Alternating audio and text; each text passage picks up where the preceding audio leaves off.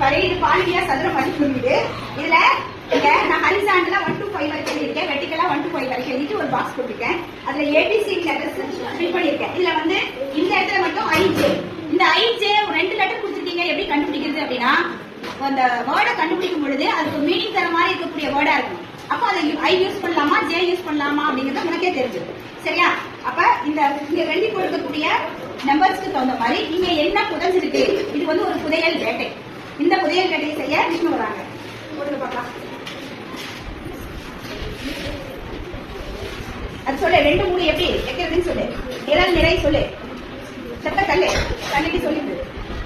4 1 எங்க இருக்கு? இங்க பாரு, ஹரிசாண்டலா 4 பார்க்கணும். 1 4 1 ஜாயின் ஆகிற இடத்துல என்ன லெட்டர் இருக்கு? Y இருக்கு, அதனால Y போடணும். சரியா?